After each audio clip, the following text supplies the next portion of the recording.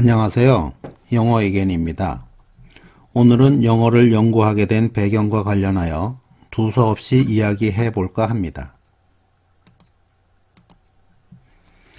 영어의견은 시골에서 태어나 고등학교 졸업 후 어떻게든지 영어를 배워야겠다고 다짐하고 매일 영어에 매달렸습니다. 학원에 다닐 형편이 되지 않아 설명이 있는 안연필 영어 문법과 로버트 박 생활 영어를 읽으며 모르는 단어는 사전을 찾아서 단어와 문장을 연습지에 쓰며 읽기를 반복하였습니다. 이렇게 1년간 매달리니 비로소 영어가 조금씩 보이기 시작하였습니다. 이때 생각하며 독학으로 영어 공부를 한 것이 나중에 영어 원리를 연구하는 밑거름이 되었습니다.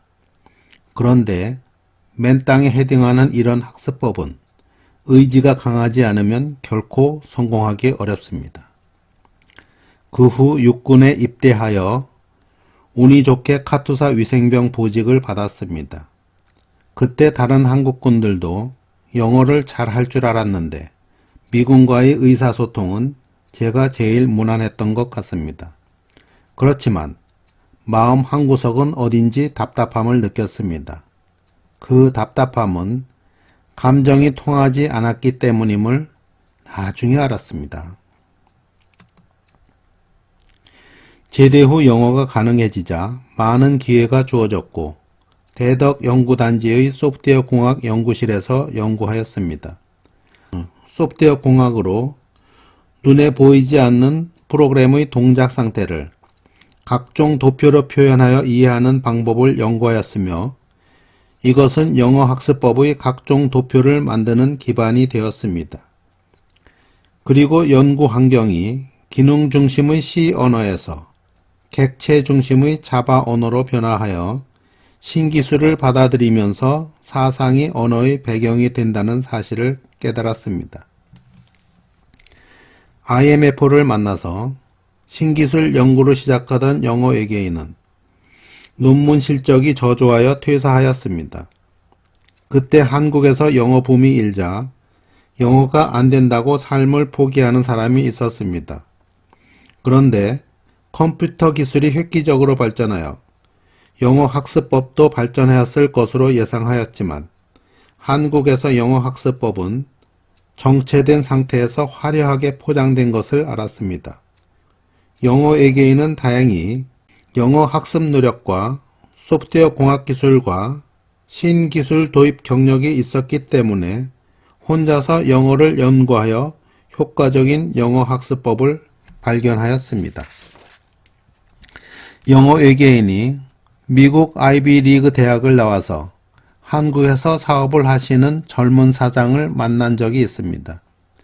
그 분은 IBM사에 취업하였었는데 아무리 열심히 노력해도 80% 이상의 영어벽을 넘지 못하여 미국 생활을 포기하고 한국으로 돌아왔다고 하였습니다. 그분에게 독해단위 학습법에 대하여 설명하자 대단한 발견을 하였다고 격려하였습니다. 흔히 영어는 유치원 시절부터 배워야 한다고 합니다. 어렸을 때부터 CD를 들으면 발음은 분명히 좋아집니다. 그렇지만 중학생이 되면서 따라가기 힘들어하는 아이가 있습니다. 이런 학생은 보여주기식의 영어를 배워서 암기하여 시험은 잘 보지만 뜻을 정확히 이해하는 것은 아닙니다. 올바른 영어 학습은 문장에 포함된 단어 뜻으로 문장의 뜻을 해석해야 정확히 이해하는 것입니다. 그러므로 영어 학습 시기는 정해져 있지 않으며 누구나 영어를 학습하면 영어가 됩니다. 이제까지 제가 가르친 대상은 연필을 잡을 수 있는 유치원생부터 초등학생, 중학생, 고등학생, 대학생, 직장인, 어머니 및 70대 어르신을 포함하여 전교 수석부터 최하위 학생, 그리고 영어 강사와 미국에서 15년간 사업하다가 한국어로 생각한 뜻을 영어로 표현할 수 없어 찾아오신 교포 사업가 및 히말라야에서 영어로 설법하며 불경을 영어로 바르게 번역할 수 없어 고심하신 고승에 이르기까지 폭넓게 가르쳐서 모두 영어가 된다는 자신을 갖게 하였습니다. 영어를 못하여 왕따를 당하던 유치원생은 1년 만에 유치원에서 영어를 가장 잘한다고 선생님께 칭찬을 들었으며 전교 최하위 중2생은 유치원 수준부터 2문장씩 시작하여 중3 2학기 때 영어 교과서 본문 2쪽을 하루에 독해하였고 친구가 영어로 말하는 내용을 이해하였습니다. 고졸 출신의 어머니는 초등학생 아이가 우리 엄마는 영어를 모른다는 말을 듣고 충격을 받아서 찾아오셨으며 독해단위 학습법을 배워서 남편보다 실력이 좋아져 아이들을 가르쳤고 거제에서 오신 영어 강사는 배우던 중간에 원어민 교수가 담당하는 부산대학교 테솔 과정에 등록하여 에세이 100점을 받았다고 자랑하였습니다. 이 외에도 믿지 못할 기적 같은 에피소드들이 많이 있습니다. 이를 증명하는 체험 사례는 영어로 가는 길 네이버 카페 영어체험담 게시판에 있습니다.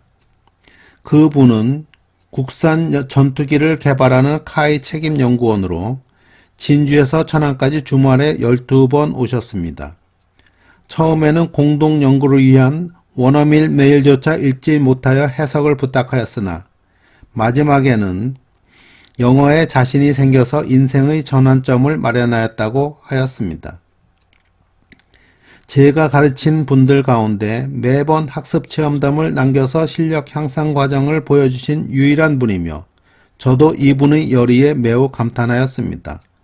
이분은 자신의 체험을 동료에게 말하며 배우기를 권하였으나 세상에 그런 게 어디 있냐고 하면서 믿지 않았다고 하였습니다.